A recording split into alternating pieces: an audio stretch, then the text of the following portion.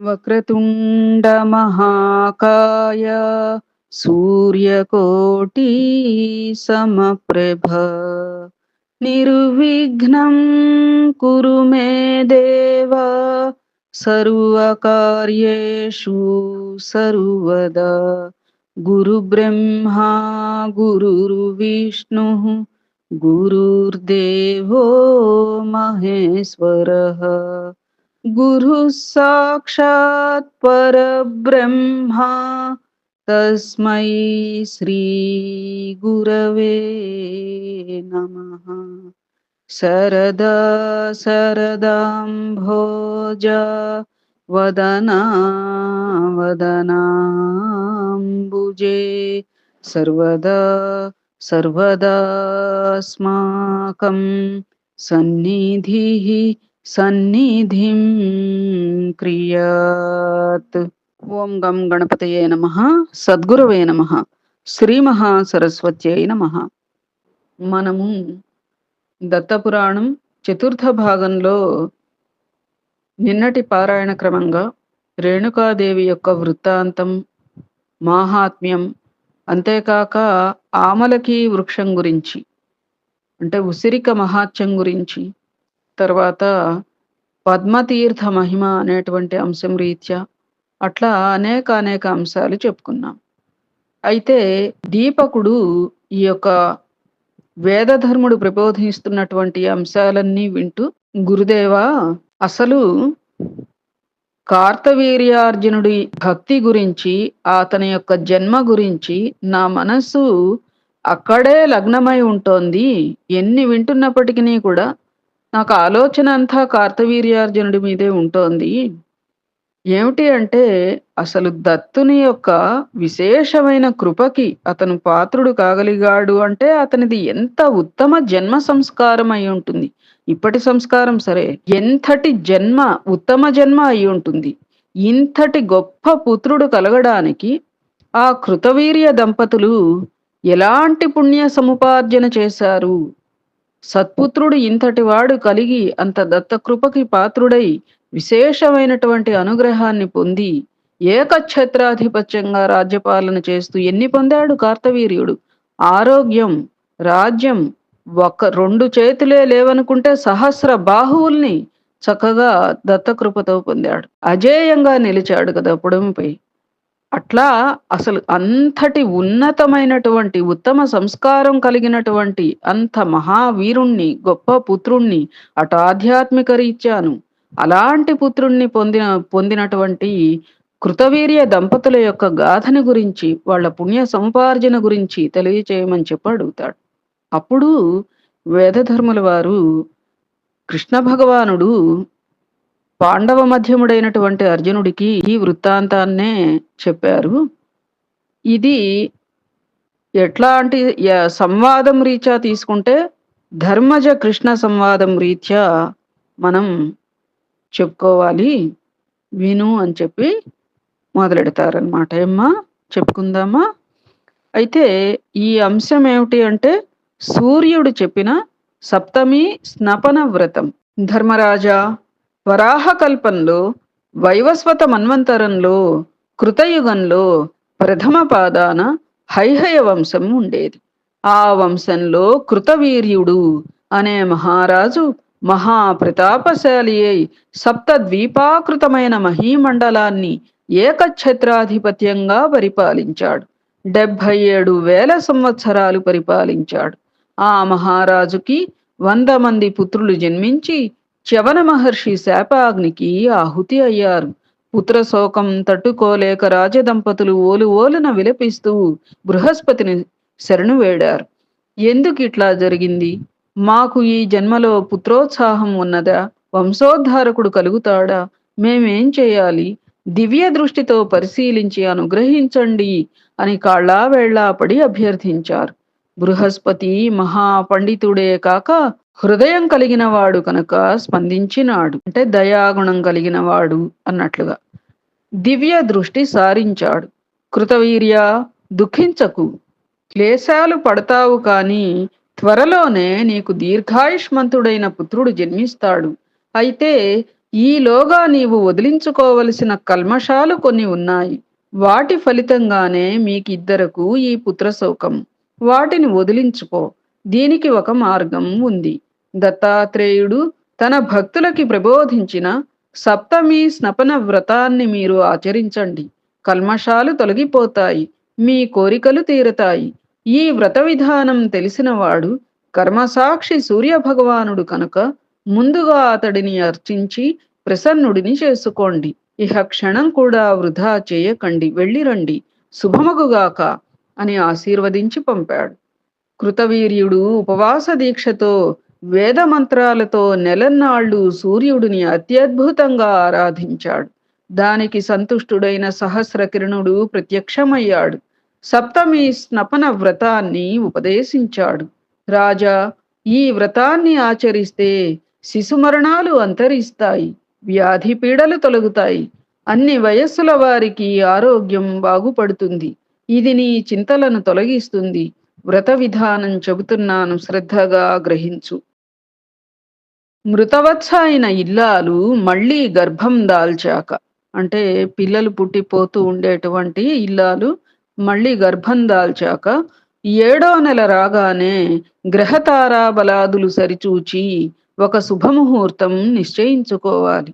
ఆ పూట దంపతులు ఉదయాన్నే లేచి స్నానం చేసి పురోహితుల చేత పుణ్యాహవచనం చేయించుకోవాలి. పేడతో అలికి ముగ్గులు పెట్టిన మంటపంలో అగ్నిహోత్రుణ్ణి స్థాపించాలి. బియ్యం, రక్తశాలేయాలు, ఆవు పాలతో కలిపి చరువులు తయారు చేసుకోవాలి. వాటిని సూర్య రుద్ర సప్తమాతృకా గణాలకు ఆహుతి చేయాలి. సౌర సూక్తాలతో సూర్యదేవునికి ప్రత్యేక హోమాలు చేయాలి. జిల్లేడు లేదా మోదుగ సమిధలనే హోమాలకు ఉపయోగించాలి. యవలు, నల్ల నువ్వులతో అష్టోత్తర శతంగా ఈ హోమాలు సాగాలి. 7 కలశాలను గంగాజలంతో నింపాలి. ఆ కలశాలను మంటపంలో 4 కోణాల్లో 4, తూర్పున 1, పడమట 1, మధ్యలో 1 ఉంచాలి. మంచి గంధంతో, పరిమళ భరిత పూలతో, దర్భలతో కలశారాధన చేయాలి.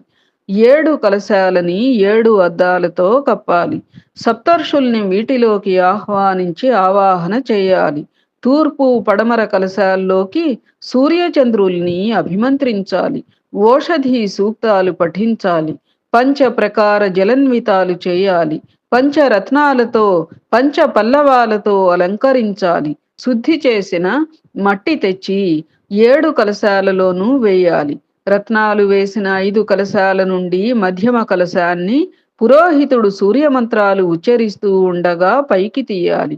భోజనాలు చేసి నూతన వస్త్రాలు, ఆభరణాలు ధరించిన 7 దంపతులు, సంతానం కలవారై ఉన్న దంపతులు ఆ కలశాన్ని అందుకుని మండలాకారంగా నిలబడి ముందుకు ఒకంత వంగి అందులోని నీళ్లు పంపుతూ మృతవత్స, అంటే ఇప్పుడు 7వ నెల గర్భిణి అయినటువంటి ఆ యజమానురాలిని ఏకధారగా అభిషేకించాలి. గర్భస్థ శిశువుకు దీర్ఘాయుష్యాన్ని, గర్భిణీకి జీవత్పుత్రతను ఆకాంక్షించి ఆశీర్వదించాలి. నవగ్రహాలు, అష్టదిక్పాలకులు, హరిహర హిరణ్య గర్భులు శిశువును రక్షించాలని, దుష్టగ్రహాలు తల్లి బిడ్డలను పీడించక తొలగిపోవాలని దీవించాలి. అటుపైన యజమాన దంపతులు ఈ 7 దంపతులని షోడశోపచారాలతో అర్చించాలి. గణేశుడిని, కుమారస్వామిని అర్చించి బంగారంతో ధర్మరాజు ప్రతిమ చేయించి దానిని తిలపాత్ర మీద ఉంచి గురువుకి దానం ఇయ్యాలి. విత్తలోభము సుతరాము పనికిరాదు. భూరి దక్షిణలతో, నూతన వస్త్రాలతో, విందు భోజనాలతో బ్రాహ్మణులను, బంధుమిత్రులను సంతృప్తిపరచాలి. అయిన తరువాత గురువు ఇలా ఆశీర్వదించాలి: బాలుడు సుఖంగా 100 ఏళ్లు జీవించుగాక. ఇంకా ఏమైనా దురితశేషముంటే అది బడడబా ముఖంలో పడిపోవుగాక. బ్రహ్మ, రుద్ర, విష్ణు, స్కంద, వాయు, శక్ర, వహ్ని ప్రభృతులు అందరూ దుష్టగ్రహాల నుండి మాతా శిశువుల్ని రక్షిస్తూ సకల శుభాలు కలిగింతురుగాక. ఇలాంటి శుభాశీస్సులు అందించాలి. ఆశీర్వదించిన గురువుకి ప్రణమిల్లి కపిల గోవును బహూకరించాలి. ఇది యథాశక్తిగా చేయవచ్చు. ఆ పైన సూర్యుడికి, శివునికి నమస్కరించి ఆ గర్భిణి హుతాశేషమైన చెరువును భుజించాలి. ఈ వ్రతాన్ని శుక్లపక్షం సప్తమి తిథి నాడు చేస్తే చాలా మంచిది. దీనిని శ్రద్ధగా ఆచరించండి అని ఉపదేశించి సూర్యభగవానుడు వెళ్ళిపోయాడు. ధర్మజ, కృతవీర్య దంపతులు ఈ వ్రతాన్ని చేసినందువల్లనే వీరి కుమారుడు కార్తవీర్యార్జునుడు దీర్ఘాయుష్మంతుడై 85,000 సంవత్సరాలు భూగోళాన్ని పరిపాలించగలిగాడు. భాస్కరుణ్ణి ఆరోగ్యం కోరాలి, అగ్నిని ధనం కోరాలి, శంకరుడిని జ్ఞానం కోరాలి, జనార్దనుడిని సద్గతి కోరాలి అని పెద్దలు చెబుతున్నారు. ఈ సప్తమి స్నపన వ్రతాన్ని ఏకాగ్ర చిత్తంతో పఠించిన వారు, విన్నవారు సకల శుభాభీష్ట సిద్ధులు పొందుతారు అని మహర్షుల వాక్కు. సాయిరాం. ధర్మరాజా, కృతవీర్యుని ధర్మపత్ని శీలధర కూడా కొన్ని ప్రత్యేక నోములు, వ్రతాలు చేసింది. ఒకరోజు యాజ్ఞవల్క్య మహర్షి ఆశ్రమానికి వెళ్ళి ఋషిపత్ని అయినటువంటి మైత్రేయిని దర్శించింది. కుశల ప్రశ్నల అనంతరం తన మనోవేదనను చెప్పుకుంది. గుణవంతుడు, వంశాన్ని నిలబెట్టే సత్పుత్రుడు కలిగేందుకు ఏదైనా నోమో, వ్రతమో ఉపదేశించమని అభ్యర్థించింది. అప్పుడు మైత్రేయి ఆమెను ఓదార్చి ఇలా చెప్పింది: అనంత వ్రతం. శీలధర, కోరికలు తీరాలి అంటే జనార్దనుణ్ణి ఆరాధించడం ఒక్కటే మార్గం. అనంత వ్రతం అని ఒకటుంది, చెబుతాను వినుము. మార్గశీర్ష మాసంలో మృగశిరా నక్షత్రం ఉన్న రోజున ఉదయాన్నే లేచి స్నానాధికం ముగించుకుని గోమూత్రం కాసింత పుచ్చుకుని పగలంతా ఉపవాసం ఉండి సాయంత్రం ఈ వ్రతం చేయాలి. ముందుగా అనంతుడి వామపాదాన్ని పూలతో, గంధాక్షతలతో యథాశక్తిగా పూజించాలి. అనంతుడు సర్వవాంఛాప్రదుడు, అనంత ఫలదాయకుడు. నాకు ఈ జన్మలోను రాబోయే జన్మల్లోనూ భద్రప్రదుడు అగుగాక. నేను చేస్తున్న ఈ అనంత వ్రతంలో సంతుష్టుడై నీ పూజలకు, అర్చనలకు సంబరపడి అనంతుడు నాకు అనంత పుణ్యోపచయాన్ని సమకూర్చుగాక అని సంకల్పించుకుని ఏకాగ్ర చిత్తంతో అనంతుణ్ణి ధ్యానించి సాష్టాంగ నమస్కారం చేయాలి. అలాగే పురోహితుడికి నమస్కరించి దక్షిణ తాంబూలాలు అందించాలి. రాత్రికి తైలవర్జితమైన ఆహారం తీసుకోవాలి. తరువాత పుష్యమాసంలో పుష్యమీ నక్షత్రం ఉన్న రోజున ఇలాగే పగలంతా ఉపవాసం ఉండి సాయంకాలం అనంతుడి వామకటి భాగాన్ని అర్చించాలి. అప్పటిలాగానే సర్వవాంఛాప్రదుడవు కమ్ము, నీ జన్మ జన్మలకి భద్రదాయకుడవు కమ్మని అనంత పుణ్యోపచయాన్ని సమకూర్చమని అభ్యర్థించాలి. పురోహితుణ్ణి దక్షిణ తాంబూలాలతో సత్కరించి పంపాలి. ఇదే ప్రకారంగా మాఘమాసంలో మఖా నక్షత్రం ఉన్న రోజున అనంతుడి వామ వక్త్ర భాగాన్ని, ఫాల్గుణంలో ఫల్గుణీ నక్షత్రం రోజున వామస్కంధాన్ని యథావిధిగా గంధ పుష్పాదులతో పూజించి విప్రుడిని దక్షిణ తాంబూలాదులతో సత్కరించి రాత్రికి తైలవర్జితంగా భుజించాలి. ఈ 4 నెలలు బ్రాహ్మణులకి ఎవలు దానం ఇవ్వాలి. అలాగే ప్రాతస్నానం గోమూత్ర ప్రాసనాలతో ప్రారంభించి చైత్రంలో దక్షిణ కటిభాగాన్ని, వైశాఖంలో దక్షిణ పాదాన్ని, జ్యేష్ఠమాసంలో మొత్తం కటిని అర్చించాలి. ఆషాఢంలో పాదపూజ చేయాలి. శ్రావణంలో పాదద్వయార్చన చేయాలి. పురోహితుడికి ఘృతదానం ఇయ్యాలి. రాత్రికి తైలవర్జితంగా భోజనం చేయాలి. ఈ శ్రావణ, భాద్రపద, ఆశ్వీజ, కార్తీక మాసాలలో ఆయా నక్షత్రాలున్న రోజుల్లో ప్రాత స్నాన ఘృత ప్రాసన ఘృత దానాలు చేయాలి.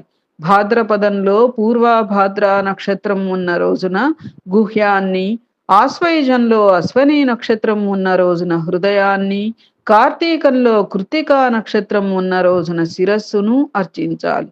స్నాన, ప్రాసన, అర్చన, దానాలు ప్రతి నెల నియమనిష్టలతో జరగాలి. నక్తాలతో హవిష్యాన్నం భుజించాలి. ఇది ప్రశస్తం. 4 నెలలకోసారి బ్రాహ్మణ సంతర్పణలు జరపాలి. దీనిని పారణ త్రితయం అంటారు.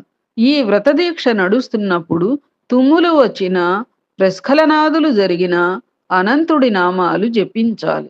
ఇది సంవత్సర కాల వ్రతం. దీనికి ఒక ప్రత్యేకమైన ఉద్యాపన కూడా ఉంది. బంగారంతో అనంతుడి ప్రతిమ చేయించాలి. వెండితో రోకలి నాగలి చేయించాలి. ఈ రెంటిని ఆ ప్రతిమకు చెరియొక వైపున ఉంచాలి. షోడశోపచార పూజ చేయాలి. అనంత ప్రతిమకు తలపాగా చుట్టాలి. పూలదండలు అలంకరించాలి. గొడుగు పాదుకలు అమర్చాలి. భక్తితో ఇలా అంగపూజ జరపాలి. అనంతుడికి నమస్కారమని శిరస్సును, సర్వాత్ముడికి నమస్కారమని పాదాలను, శేషుడికి నమస్కారమని జామాయుగళాన్ని, కాముడికి నమస్కారమని కటిని, వాసుదేవునికి నమస్కారమని పార్శ్వాలను, సంకర్షణుడికి నమస్కారమని ఊరుగు యుగళాన్ని, వస్త్రధారికి నమస్కారమని భుజాలను, శ్రీకంఠనాథునికి నమస్కారమని కంఠాన్ని, విశ్వముఖుడికి నమస్కారమని ముఖాన్ని, ఇలాగే నా నామధేయాలతో, అంటే ఇక్కడ శ్రీకృష్ణుడు ధర్మరాజుకు చెబుతున్నారు కాబట్టి నా నామధేయాలతో అని, నామధేయాలతో హల ముసలాలను అర్చించాలి. తరువాత నక్షత్ర దేవత పూజలు చేయాలి. చంద్రుణ్ణి పూజించాలి. ఆకాశ జలంతో నింపి బంగారం వేసి 12 ఘటాలు నింపి మాస సంవత్సరాది దేవతలను ఆవాహన చేసి యథావిధిగా అర్చించాలి.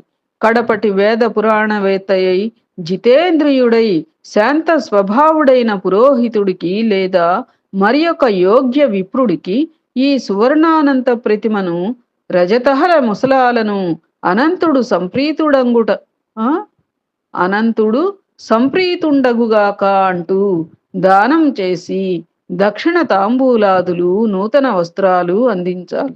తక్కిన బ్రాహ్మణులకు కూడా యథాశక్తి దక్షిణ తాంబూలాదులు ఇచ్చి విందు భోజనాలతో సంతృప్తి పరచాలి. ధర్మజ, అప్పటికి ఈ వ్రతం సమాప్తమవుతుంది అని మైత్రేయి శీలధరకు అనంత వ్రత విధానం ఉపదేశించింది. ఇది నిష్టగా చేస్తే సకల మనోరథాలు నెరవేరతాయి. పుత్రార్థులకు సత్సంతానం కలుగుతుంది. కళ్యాణార్థులకు కళ్యాణం, జయార్థులకు జయం, ఆరోగ్యార్థులకు ఆరోగ్యం, ధనార్థులకు ధనం, సంపదార్థులకు సంపదలు ఒకటేమిటి, ఏది కోరుకుంటే అది లభిస్తుంది. ఈ అనంత వ్రతం పాపనాశకం, పుణ్యప్రదం, సుఖదాయకం. కనుక ఓ శీలధర, దీనిని ఆచరించు. సర్వలోక వరిష్ఠుడైన పుత్రుడు నీకు కలుగుతాడు అని మైత్రేయి నిండు మనస్సుతో ఆశీర్వదించింది. శీలధర రాజధానికి వెళ్ళి వెంటనే ఈ వ్రతం ఆచరించి సంవత్సర కాలం నిష్ఠగా జరిపింది. అనంతుడు సంతుష్టుడయ్యాడు. దిగంబర దత్తాత్రేయ రూపంతో స్వప్నంలో సాక్షాత్కరించి నీకు సత్పుత్రుడు కలుగుతాడు, విఖ్యాతి పొందుతాడు, మహావీరుడై సప్తద్వీపావృత వసుంధరనంతటిని పరిపాలిస్తాడు, యోగ విద్య పారంగతుడు అవుతాడు అని వరమిచ్చి అంతర్ధానం చెందినాడు. శీలధరకు మెళకువ వచ్చింది. అన్ని వైపులా చూచింది, ఎవ్వరూ కనిపించలేదు. స్వప్నం ఇది అని గ్రహించింది. ఆనందించింది. భర్తను నిద్రలేపింది. తన స్వప్నం వివరించింది. అతను సంబరపడినాడు. నీ కల నిజమవుతుందని శుభాకాంక్షలు పలికాడు. అటుపైన కొంతకాలానికి ఒక సుముహూర్తాన శీలధరకు మగబిడ్డ జన్మించినాడు. అప్పుడు శుభసూచకంగా చల్లని వాయువులు వీచాయి. ఆకాశం విశదమయ్యింది. జగత్తు అంతా మురిసిపోయింది. దేవదుందుభులు మ్రోగాయి. పుష్ప వృష్టి కురిసింది. దేవ గంధర్వ గీతాలు వినిపించాయి. అప్సరసల నాట్యాలు కనిపించాయి. లోకులందరికీ ధర్మం పట్ల ఆసక్తి కలిగింది. కృతవీర్యుని కుమారుడు కాబట్టి కార్తవీర్యార్జునుడు అయినాడు. ఈ బాలుడు తపస్సు చేసి సేవలు చేసి దత్తాత్రేయుణ్ణి మెప్పించి అనుగ్రహపాత్రుడు అయినాడు. ఆ స్వామి సహస్ర బాహువులు, అనంత శక్తియుక్తులు, సహస్రాయుధాలు, శౌర్య పరాక్రమాలు సమస్తము ఇచ్చి అతడిని చక్రవర్తిని చేశాడు. అంతేకాదు, కార్తవీర్య నామస్మరణ చేస్తే చాలు సకల భయాలు తొలగిపోయేటట్లు నమోస్తు కార్తవీర్యాయ అంటూ తిలపాత్ర దానం చేసిన వారికి సకల పుణ్యాలు కలిగేటట్లు, పోయిన వస్తువులు దొరికేటట్లు దత్తదిగంబరుడు వరాలు ఇచ్చాడు. ఇలా మహిమాన్వితుడై ఆయుత సంవత్సరాలు భూగోళాన్ని ఏకఛత్రంగా పరిపాలించాడు. అంచేత ధర్మరాజా, ఈ అనంత వ్రతం మాహాత్మ్యం అంతటిది అని శ్రీకృష్ణుడు అలనాడు ధర్మరాజుకు ఉపదేశించాడు. అది అంతా దీపక, నీకు నేను చెప్పాను.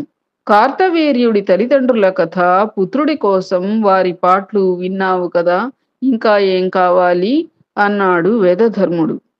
తదుపరి అంశం అనఘా వ్రత మహిమ. గురుదేవా, దత్తదేవుణ్ణి గురించి ఇంకా తెలుసుకోవాలని ఉంది. ఏమి చెప్పాలో మీరే నిశ్చయించి ఎరుకపరచండి. ధర్మరాజు శ్రీకృష్ణుడు నీకేమీ అడగలేదా? అడిగితే శ్రీకృష్ణుడు ఏం చెప్పాడు? ఆ రహస్యాలు తెలుసుకోవాలని ఉంది, కటాక్షించండి. దీపకుడి అభ్యర్థన వేదధర్మునికి నచ్చింది. తాను చెబుదామనుకుంటున్నదే శిష్యుడు అడిగాడు. సంబరపడి ఇలా ఆరంభించాడు. నాయనా దీపక, శ్రీకృష్ణుడు ధర్మరాజుకు చెప్పిన అనఘావ్రత మహిమను ఆలకించు. ధర్మరాజా, అనసూయాత్రి దంపతులకు విష్ణు అంశతో దత్తాత్రేయుడు జన్మించాడు. అతని ప్రియురాలి పేరు అనఘాదేవి. లక్ష్మీదేవియే అనఘాదేవి. వీరికి 8 మంది సంతానం. అష్టసిద్ధులే కుమారులుగా అవతరించాయి. ఒకప్పుడు జంభాసురుడి ధాటికి తట్టుకోలేక ఇంద్రాది దేవతలందరూ అమరావతిని వదిలి బ్రతుకు జీవుడా అని పలాయనం చిత్తగించారు. సహ్యాద్రి మీద తపస్సు చేసుకుంటున్న దత్తాత్రేయుడిని శరణు వేడారు. వారిని తరుముకుంటూ రాక్షసులు వచ్చారు. దత్తాత్రేయుడు అనఘాదేవి సహితుడై యుక్తిగా రాక్షసులందరినీ సంహరింపజేసి దేవతలను కాపాడినాడు. ఇంద్రుడికి సింహాసనం అప్పగించాడు.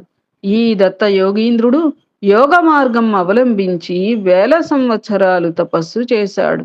కళ్ళు తెరిచి భ్రూమధ్య స్థానంలో దృష్టి నిలిపి 3000 దివ్య సంవత్సరాలు బ్రహ్మోత్తరమనే దివ్య తపస్సు చేశాడు. కాష్టంలాగా పర్వతశిలలాగా నిశ్చలంగా నిలబడి ఊర్ధ్వ బాహువై తపస్సు సాగించాడు. యోగ దీక్షలో ఉన్న దత్తాత్రేయుడిని కార్తవీర్యార్జునుడు భక్తి శ్రద్ధలతో సేవించినాడు. దత్తుని హృదయం గెలుచుకున్నాడు. అనేక దివ్యవరాలు పొందాడు. దివ్య రథం, సహస్ర బాహువులు, సహస్ర ఆయుధాలు ఒకటేమిటి, ఇలా అనేక వరాలు పొందాడు. సప్తద్వీపావృతమైన యావద్ వసుంధరకు ఏకైక చక్రవర్తి అయ్యాడు. 85,000 సంవత్సరాలు పరిపాలించాడు. భూరి దక్షిణలతో మహావైభవంగా అనేక యజ్ఞాలు చేశాడు. అతడి యజ్ఞ వేదికలు, యూపస్తంభాలు అన్నీ బంగారమే. అతడి ఏలుబడిలో ప్రజలు అపూర్వ సుఖాలను అనుభవించారు. ఏ కష్టం వచ్చి ఏ పౌరుడు తనని తలుచుకున్నా కార్తవీర్యార్జునుడు స్వయంగా ప్రత్యక్షమయ్యేవాడు, ఆదుకునేవాడు. ఒక్కసారిగా 7 దీవుల్లోనూ ఎక్కడైనా ఎవరికైనా స్మరిస్తే చాలు ప్రత్యక్షమయ్యేవాడు. తానే పశువుల్ని కాసేవాడు. పర్జన్యుడై వర్షించేవాడు. ఇటువంటి అద్భుత శక్తులు అనేకం అతనికి అందించాడు దత్తస్వామి.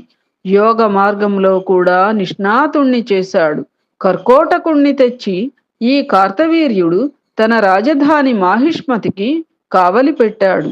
ఒకనాడు ముచ్చటపడి అంతఃపుర కాంతలతో జలకాలాడుతూ తన 1000 బాహువులను సాచి నర్మదా నది ప్రవాహానికి అడ్డుకట్ట వేశాడు. ప్రవాహాన్ని వెనుకదారి పట్టించాడు. సముద్రాన్ని ఒకసారి ఇలాగే అల్లకల్లోలం చేశాడు. ముల్లోకాలను గడగడలాడించిన దశకంఠుణ్ణి అవలీలగా బంధించి కారాగారంలో పడవేశాడు.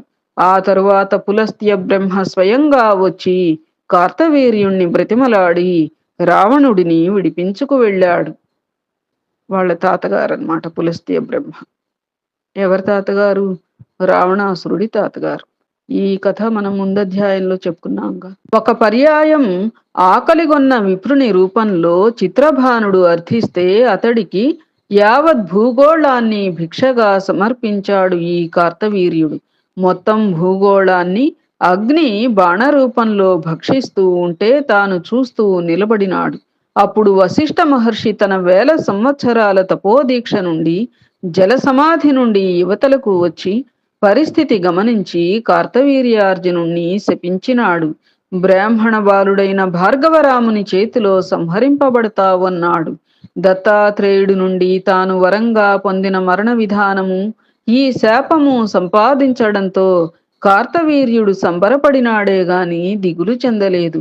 ఇంతటి మహిమాన్వితమైన మహాయోగి కార్తవీర్యార్జునుడు దత్తయోగీశ్వరుని దయ వలన మర్త్యలోకంలో ప్రవేశపెట్టిన ప్రసిద్ధ మహావ్రతమే ఈ అనఘాష్టమి వ్రతం. అఘము అంటే పాపం. అది మనోవాక్కాయ కర్మలుగా 3 విధాలు. దానిని నాశనం చేస్తుంది కనుక ఇది అనఘ వ్రతం. అనఘుడు అంటే దత్తాత్రేయుడు, అనఘ అంటే లక్ష్మీదేవి. అనఘుడు ఉపదేశించింది కాబట్టి అది అనఘ వ్రతం. అనఘాదేవిని ఆరాధించేది కాబట్టి అనఘావ్రతం. ఇలా దీనికి 3 విధాలుగా సార్థక్యం వచ్చింది. ఏ తిథినాడు ఏ సమయంలో ఎలా ఈ వ్రతం ఆచరించాలో తెలియచెప్పమని ధర్మరాజు అడిగిన మీదట శ్రీకృష్ణుడు ఇలా చెప్పాడు. మార్గశిర మాసం కృష్ణపక్షం అష్టమి తిథి నాడు ఈ వ్రతం చేయాలి. దర్భలతో అనఘుడిని అనఘాదేవిని వారి అష్టపుత్రుల్ని ప్రతికృతులు చేయాలి. మంటపంలో నెలకొల్పాలి. వ్రతకర్త ఉదయమే లేచి స్నాన సంధ్యాదికాదులు ముగించుకుని తోరం కట్టుకుని వ్రతదీక్ష స్వీకరించాలి. భక్తి ప్రపత్తులతో ఈ దర్భాకృతులకు షోడశోపచారాలు చేయాలి. ఋగ్వేదోక్త మంత్రాలతో అనఘుడైన విష్ణుమూర్తిని అనఘయైన లక్ష్మీదేవిని ధ్యానించాలి, స్తుతించాలి. హరివంశ సంభవులైన ప్రద్యుమ్నాది పుత్రవర్గంగా అష్టపుత్రుల్ని భావించాలి. ఆ ఋతువులో దొరికే కందమూల ఫలాలను సుగంధ పరిమళ భరితమైన పుష్పాలను వినియోగించాలి. ధూపదీప నైవేద్యాలు సమర్పించాలి. ఆ పైన బంధుమిత్ర పరివారానికి బ్రాహ్మణులకు సమారాధన జరపాలి. మరొకడు ఈ వ్రతాన్ని స్వీకరించేటట్టు చేసి అప్పుడు వ్రత సమాప్తి పలకాలి. అష్టమి నాటి రాత్రి నట నర్తక గాయకుల హరికథా సంకీర్తనంతో భజనలతో జాగరణం చేయాలి. నవమి నాటి ఉదయం అనఘస్వామికి పునః పూజ చేసి నైవేద్యం పెట్టి ఉద్వాసన చెప్పాలి. ఆ పైన ఆదర్భాకుతుల్ని పత్ర పుష్పాది నిర్మాల్యాన్ని భద్రంగా తీసుకెళ్లి నదిలో గాని చెరువులో గాని బావిలో గాని నిమజ్జనం చేయాలి. ఇలా ప్రతి సంవత్సరము భక్తి శ్రద్ధలతో ఈ వ్రతాన్ని బ్రతికున్నంత కాలము చేస్తే వారికి విష్ణుమూర్తి ప్రసన్నుడవుతాడు. కుటుంబం అన్నింటా అభివృద్ధి సాధిస్తుంది. ఆయురారోగ్య ఐశ్వర్య భోగ భాగ్యాలు లభిస్తాయి. 7 తరాలు తరిస్తాయి. పాండవాగ్రజ, నువ్వు కూడా ఈ వ్రతం ఆచరించు. కార్తవీర్యార్జునుడు అంతటి వాడివవుతావు అని శ్రీకృష్ణుడు శుభాకాంక్ష పలికి ముగించినాడు. దీపక, ఇది దత్తదేవుడి కథాకథనం. జంభదైత్య పరాజితులైన దేవతల్ని దత్తదేవుడు రక్షించడం, అతడి అనఘత్వం, యోగచర్య, భక్తుడైన కార్తవీర్య యోగికి చేసిన వరదానం, ఈ అనఘతోషణ వ్రతం, ఇలా అన్నీ చెప్పాను. ఇంకా ఏమి వినాలని అనుకుంటున్నావో నిరభ్యంతరంగా అడుగు, చెబుతాను. హాయిగా విందువుగానివి అని ముగించాడు వేదధర్ముడు. గురుత్తమ, నాదొక చిలిపి సందేహం. మీరు బ్రహ్మాండాది బహుపురాణవేత్తలు కనుక కోపగించుకోకుండా చెబుతారని అడుగుతున్నాను. దత్తాత్రేయుణ్ణి మహర్షి అంటున్నారు, విష్ణుమూర్తి అవతారం అంటున్నారు, యోగులకు యోగి అంటున్నారు. వీటన్నిటిలో ఏమైనా పురాణ కాలంలో ఆధారాలు ఉన్నాయా అనేది నా సందేహం. మీరు దీనవత్సలురు కాబట్టి దయచేసి నా సందేహం తీర్చండి. దత్తుడు విష్ణువే అనేటువంటి అంశం. దీపక, మంచి ప్రశ్న వేశావు. దీనికి తత్వదీపన దీపకంగా నేను చెప్పే సమాధానం అత్యంత శ్రద్ధగా ఆలకించు. దత్తుడు, నిశ్చవనుడు, స్తంభుడు, ప్రాణుడు, కస్వపుడు, ఔర్యుడు, బృహస్పతి అనే 7గురిని మత్స్యపురాణం మహర్షులుగా పేర్కొంది. జేర్వుడు, వశిష్ఠపుత్రుడు, స్తంభుడు, కశ్యపుడు, ప్రాణుడు, బృహస్పతి, దత్తుడు, నిశ్చవనుడు అనే 7గురిని మహర్షులు అంటోంది వాయుపురాణం. స్వారోచిష మన్వంతరంలో వీరి పేర్లు వినిపిస్తే దేవతలు సైతం సంబరపడేవారట. ఇది దత్తాత్రేయుని మహర్షిత్వానికి పౌరాణిక నిదర్శనం. ఇహ అవతార విషయకంగా ప్రమాణం చూపుతున్నాను, ఆలకించు. మత్స్య పురాణంలో నారద మహర్షికి ప్రమథగణ ప్రథముడైన నందీశ్వరుడు విభూతి ద్వాదశీ వ్రతం గురించి వివరిస్తూ ప్రతిమాసమూర్తి భేదన పూజగా విష్ణుమూర్తికి 12 అవతారాలను చెప్పాడు. దత్తాత్రేయుణ్ణి ముసల సమన్వితుడైన వ్యాసుణ్ణి అదనపు అవతారాలుగా పరిగణించి నెలకొక్కరుగా 12 మందిని 12 నెలలు ఆరాధించాలని విభూది ద్వాదశీ వ్రతం సారాంశం ఉపదేశించాడు. శ్రీమద్భాగవతం ఏకాదశ స్కందం నాన్లో అధ్యాయంలో నిమిచక్రవర్తికి ద్రుమిళుడు విష్ణుమూర్తి మహిమలను చెబుతూ జగత్ కళ్యాణం కోసం అతను హంస దత్త సనత్కుమార వృషభాద్యవతారాలు ధరించాడని పలికాడు. ఇదే భాగవతంలో షష్ఠ స్కంధం అష్టమాధ్యాయంలో నారాయణ కవచం చెప్పబడింది. ఉగ్రధన్వుడైన నారాయణుడు నన్ను అఖిల ప్రమాదాల నుండి కాపాడుగాక, హాసం నుండి నరుడు రక్షించుగాక, యోగనాథుడైన దత్తాత్రేయుడు ఆ యోగం నుండి బ్రోచుగాక, కపిలుడైన గణేశుడు కర్మబంధం నుండి తప్పించుగాక. ఇలా సాగుతుంది ఆ కవచం. దీనిని బట్టి నారాయణాంశ సంభవుడు దత్తాత్రేయుడే అని స్పష్టమవుతోంది. షష్ఠ స్కంధం పంచాదశాధ్యాయంలో చిత్రకేతుడు తనకు కనిపించిన ఒక మహామునిని, స్వామి తమరెవరు? లోమసుడు, చవనుడు, దత్తుడు, ఆసురి, పతంజలి మొదలైన మహానుభావుల్లో మీరు ఎవరు అని ప్రశ్నిస్తాడు. హరివంశంలో కూడా మరి ఒక దాఖలా ఉంది. విష్ణుమూర్తి దత్తాత్రేయుడై అవతరించాడని, వేదాలు, వర్ణాశ్రమ ధర్మాలు, యజ్ఞయాగాలు అడుగంటిపోతే వాటిని ఉద్ధరించాడని, కార్తవీర్యుడికి సహస్ర బాహువులు, అధర్మ నివారణ, పృథ్వీ విజయం, సంగ్రామంలో అధికుడి చేతిలో మరణం అనే 4 వరాలు ఇచ్చి భూగోళాన్ని ధర్మబద్ధంగా ఏలించాడని, అతడికి అంకితం అయితే 2 చేతులు 1000 చేతులు అవుతాయనే వైశంపాయనుడు స్వయంగా ప్రశంసించాడు హరివంశంలో. దీపక, తెలిసింది కదా దత్తాత్రేయుడి మహర్షిత్వము, అవతారతత్వమును. అంచేత చిలిపి సందేహాలన్నీ వదిలివేసి బుద్ధిగా దత్తదేవుణ్ణి ఆరాధించు అన్నాడు వేదధర్ముడు. గురుతమ, నిజంగా ఇది నాకు కలిగిన సందేహం కాదు. ఇలాంటి విపరీత బుద్ధులు భావి కాలాల్లో ఆవిర్భవిస్తారని, పెడసరం ప్రశ్నలు వేస్తారని ఊహించి ముందుగానే సర్వజ్ఞులైన మీతో ఇలా సమాధానాలు రాబట్టుకుని లోకానికి తెలుపుడయ్యేటట్లు అంటే వెల్లడయ్యేటట్లు చేశాను. లేకపోతే రేపటి ముందు ముందు కాలాల్లో ఈ ప్రశ్నలు ప్రశ్నలుగానే మిగిలిపోవచ్చు. సరే గురుదేవా, దయానిధి, మీ ముఖపద్మం నుండి జాలువారే ఈ కథా మకరందం జన్మ జరా వ్యాధి మృత్యు నివారకం. ఇంతటి అదృష్టానికి నోచుకున్నందుకు నా జన్మ చరితార్థం కార్తవీర్యుడి గురించి సమగ్రంగా తెలియచెప్పారు. అంతటి వాడిని అవలీలగా జయించిన భార్గవరాముని గురించి కూడా ఇంకా ఇంకా తెలుసుకోవాలని ఉంది. అనుగ్రహించండి. నాయనా దీపక, నేను చెబుదామని అనుకుంటున్నదే నువ్వడిగావు.